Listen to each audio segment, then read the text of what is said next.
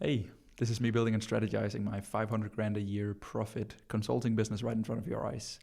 This is a daily video format that always follows the exact same structure. I always start by answering your questions, meaning that on this channel, my daily updates, you can down below in the comment section ask your questions just like James, Hamad, and Javid. And then I'll answer your questions in tomorrow's video. So it's a really cool loop, and then you can come back tomorrow and get your question answered. After that, I'm running through my business stats, which is the growth of my social channels and also revenue inside of the digital coffee shop, which is my consulting business. In the last 3 months here, the business has done 160 grand, which is like 50 grand a month on average, which is cool, but I would like to get to 2 million a year, which is my goal.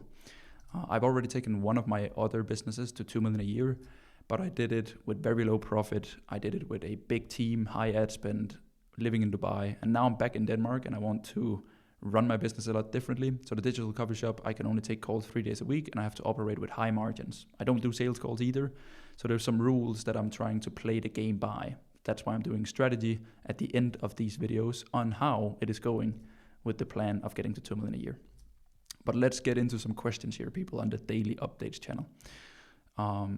So here we find the one we haven't interacted with. So James here asked this on one of your other videos a while back, but I'd love to understand a bit better how you actually figure out what you should be selling to people or helping people with. Not how to package a market and offer, but to discover the offer itself. How do you identify something you're genuinely passionate about, good enough to help others with, and validate that it's actually valuable to the market, especially if you don't have a massive case study or I built X to 100 grand a month story? The easy thing is to go with what you're good at, but what if there's nothing particular like that yet? First of all, really good question, James, and you put it very well. It's kind of like if we draw this like very popular model, right? It's like where you want to find the thing in the middle here. So it's like you're passionate, right? You're good enough to help others with, and what is actually valuable to the market. So I think you did a great job there explaining how to actually figure out what is your product, what is the thing that you can help people with. So I live and die by the philosophy of called show, don't tell, meaning that you anchor every single thing that you do, both in your marketing, your offer, your product, in things that you're doing yourself, right? So like everything up until this point in my business and my life has been things that I've done for myself. And you're totally right, James. When you start out, I didn't have a case study, I didn't have clients. So how do you start out?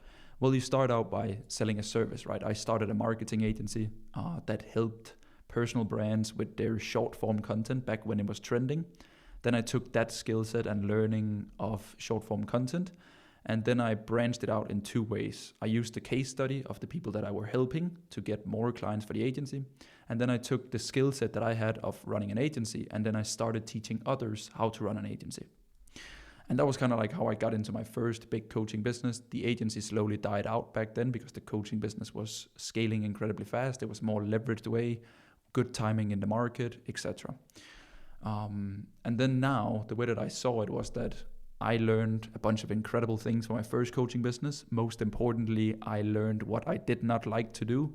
So I built myself my consulting business, which is today the digital coffee shop, based on rules and constraints that would make sure that I would stay happy about my business. And now the things that I consult others on is everything that I do myself.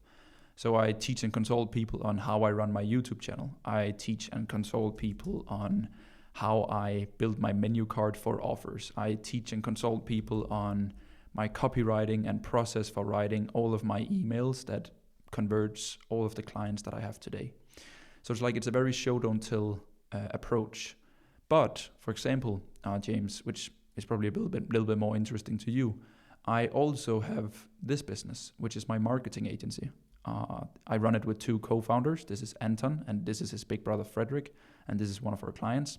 But the way that this agency started was that inside of my consulting business, I had a really good client that I was consulting, and his business scaled from $8,000 a month to $44,000 a month, and I just consulted him. So I was like, hey, there is something here, right? There is, as you said, James, you put it very well, right? Passionate. I'm really passionate about helping people, coaches, consultants that are incredibly good at something, getting more clients. That's something I'm passionate about because it's what I do myself and it's changed my life for the better, right? I'm pretty good at it, to be fair, because I've done it for 4 years. So I did it for this guy and I helped him, which was very cool. And I validated that there was a market for this, right? Because I was already doing it for this guy. And this is some insight, and now it gets a little bit technical, but inside of the fitness coaching space, there's a giant player, especially in the Scandinavian market, called Lenus, and they took 30% of coaches' revenue with their offer. So I made a business and an agency with my 2 partners where we took 30% profit. And that's how we launched the agency. And now this agency, we have 6 fitness coaches that we have 30% profit of.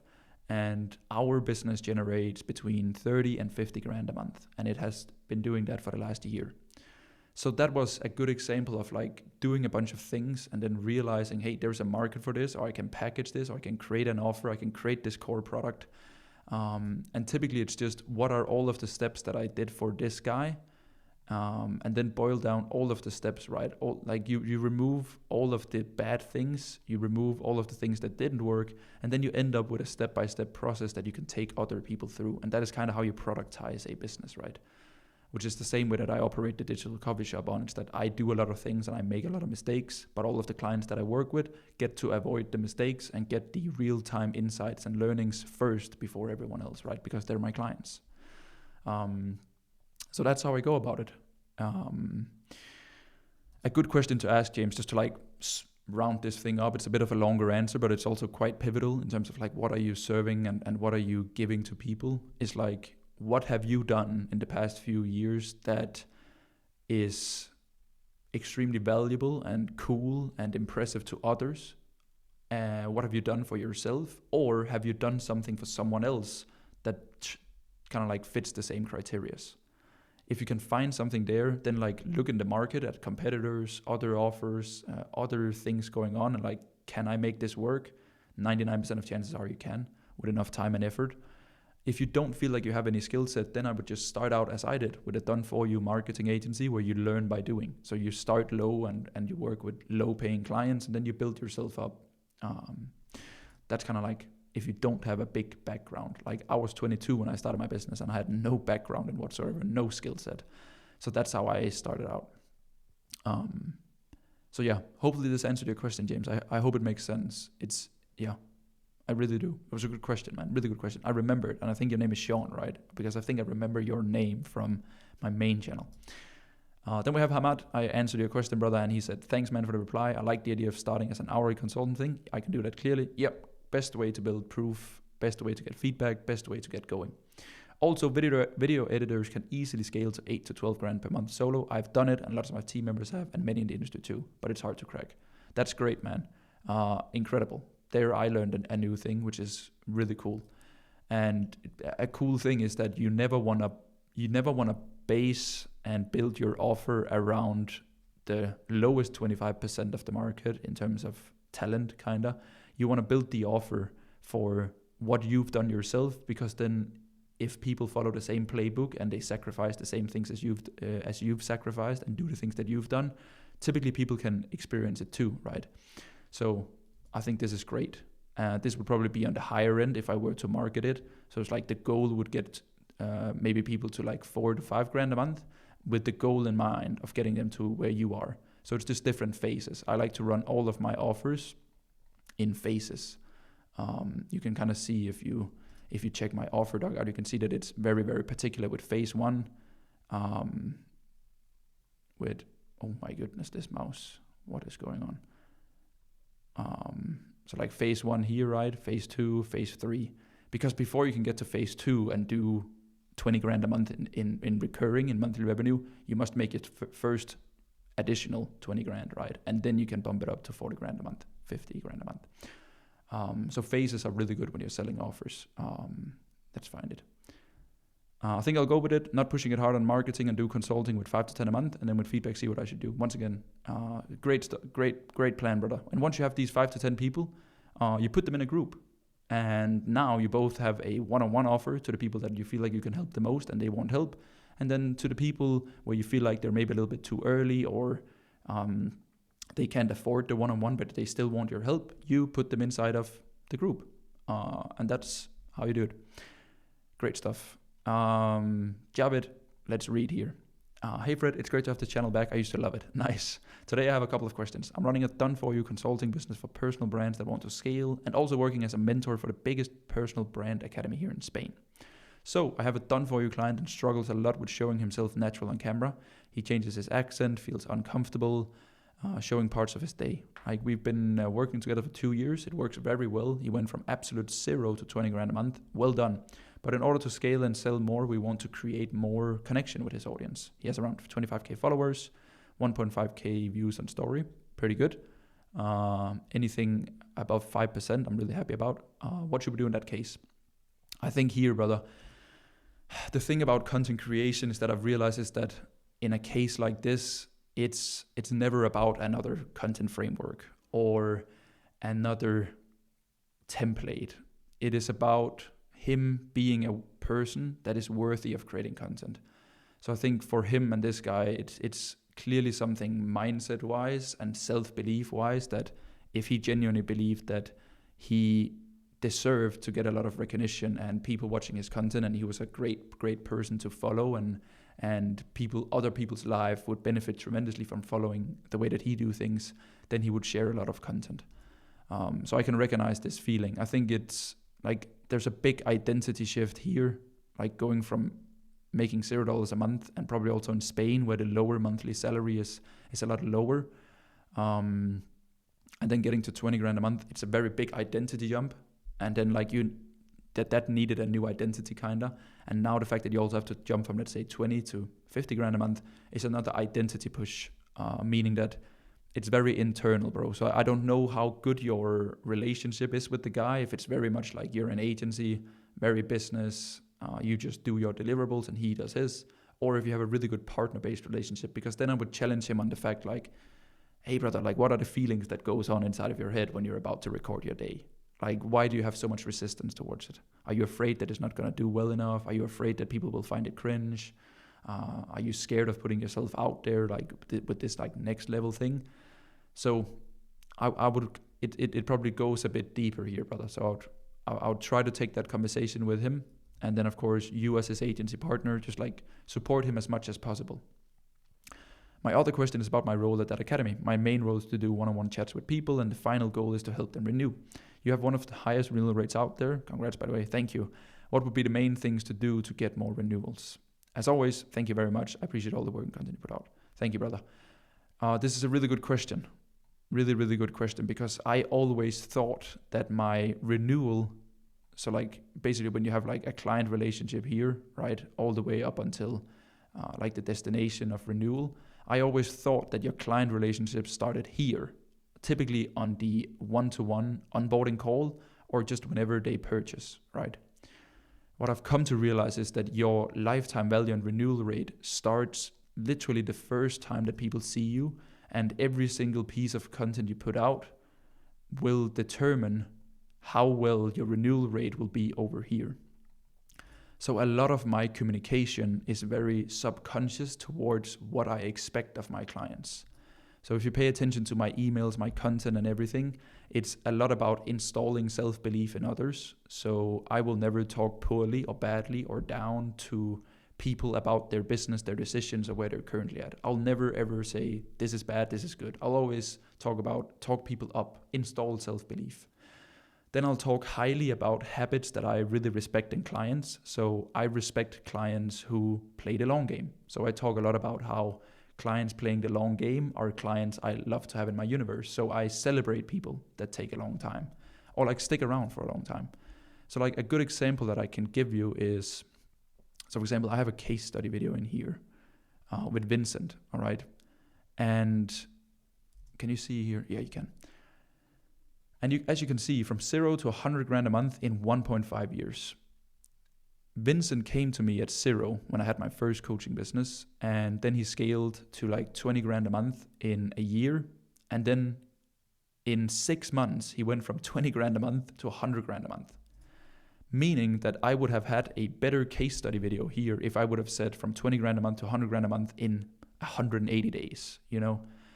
But I don't like that communication. I don't like the short time horizon, big results communication, because it will reflect into clients that believe that in 6 months they can also get to 6 figures a month, which you can and which is possible, but it's only the top 10-15% that make it so fast. Also, if they're willing to sacrifice all of the things that Vince sacrificed and are as gifted as him in a sense of work ethic and ability to communicate, these kind of things, right? So it's like everything that I put out, I try to like really talk about these client behaviors, right? Also, a funny thing is that I talk a lot about my renewal rate being high, meaning that every time someone purchases something from me, they do it with the renewal in mind. I have a lot of clients that tell me, hey Fred, like when they start this period, I already know that I'll do another period because I've seen X, Y, and Z, or I've made my mind up that I want to commit to this thing for a year, you know? So it's like, I would probably have it because it's very hard for you, right? Because you're not the face of the marketing and you don't run the marketing or anything like that. You're basically just there catching the clients that came in. So it's so hard for you to, like, people will, like, if this is the expectation set, right? And your service is incredible, but it never really lives up to the expectations, then you'll always have unhappy clients, right? Whereas if you just set the expectations here, the same experience would have given you a happy client. So it's a lot about setting the right expectations. And a lot of people think that the bigger the promises they make, the more clients they'll sign and the better clients, because it's big, it's cool, it's fast paced. But not really, right? It's you like it's lowering and setting realistic expectations and then over delivering on those so that people will continue. So I think, brother, like hearing your question here, it seems like you care a lot. Like you asked a question about one of your clients to me because you want his business to be better. So you care a lot about people. But you can care from today until Christmas for your clients and over deliver. But if the expectations were wrongly set, you're on a mission impossible here. So that's how I would go about it if I were you, Javid. I know like it's pretty much out of your hands, but I would understand and see client renewal the same way that I see it, and it will help you tremendously. I hope so. And that is it for questions. Very nice. Next thing, people, is business stats. So this is the sheet that I fill out every single day. So what we do is that we just create a new day here, and then we run through the growth. 635 on daily updates. And my main YouTube channel is currently at 9,042. And my Instagram is currently sitting on 25,404. There we go. And yesterday, the business made 9,375 Danish to USD, 1445. There we go. Business stats looking good. As I said, we're doing a lot of trial reels, so the IG is growing, combined with the fact that I was a part of a bigger Danish creators video about business.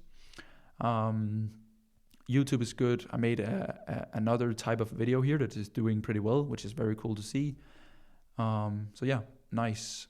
Which is also the thing that I actually wanted to talk about in strategy here in the end. I need to go in 3 minutes, so it'll be quite fast. But my channel has now reached the point where I can see the snowball effect in terms of subscribers. As I told in another video, I'm expecting myself to be around here, and then I'm thinking that the next step for me is a little bit more broad videos instead of very niched business content. I'm starting to package it into like more cinematic content because I love this content myself and I'm really excited about creating it. And I really love the raw and like having different segments and scenes, and like this is the content that I've always dreamed about creating, and now it's really possible with my videographer Tobias and where the business is at in terms of my offer stack and like client delivery and time for content and cash flow and everything, which is super cool. So yeah, I'm really happy to see that this video that I posted is doing quite well.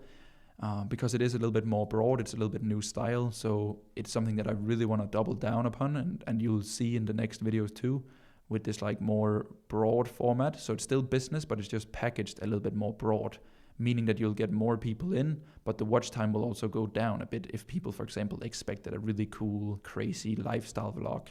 But it's kind of the trade-off that you take, because I can also see that, for example, people ripple down, like the people that enter from this video here, you can see that these other videos are still getting a lot of views, right? So in the last 48 hours, 400 views on my VSL, 180 on my old VSL, 60 on this video, 50, 40, 25. And it compounds, right? So that's the goal of the YouTube channel now. It's to really challenge myself to broaden it out a bit more and challenge myself on creating more interactive content and putting myself out there, which I'm pretty excited about to see how that goes. But so far I'm happy about it. I really, really am. And the most important thing for me is just that I always enjoy creating my content, because it's such a core part of my business. And my content will always be a direct reflection of the clients that I'll work with. Meaning that if I'm true to myself and I create the content that I love to watch and create, I typically get clients that I also love to work with, which has been a huge pattern for myself, at least over the last 2 years of the coffee shop here. So that is it, people. Thank you so much for watching the daily updates video today. Ask your questions down below, and then we'll see each other tomorrow.